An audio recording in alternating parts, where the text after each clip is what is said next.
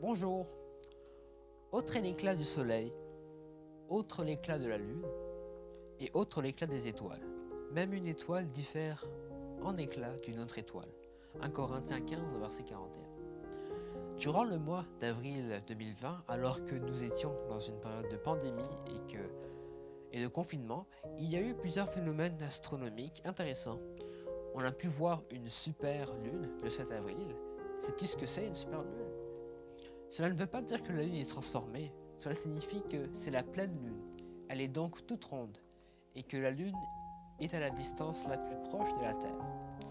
Elle semble donc un peu plus grosse et un peu plus brillante que d'habitude.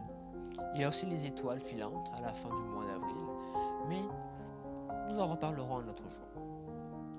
Tous ces événements astronomiques m'ont fait penser à d'autres phénomènes de l'espace. Et cette semaine, je te propose de réfléchir sur la Bible et sur différents objets célestes. D'ailleurs, savais-tu que la Bible fait parfois des comparaisons entre les humains et les étoiles? Par exemple, dans Daniel 12, verset 3, la Bible dit que les enfants de Dieu qui auront fait preuve de sagesse brilleront comme des étoiles. Et dans Genèse 15, au verset 5, Dieu parle à Abraham et lui déclare que ses descendants seront aussi nombreux que les étoiles du ciel.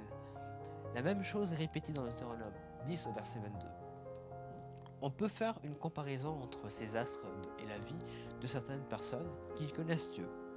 Peut-être connais-tu certains corps célestes, ou en tout cas je vais t'en citer quelques-uns durant cette semaine.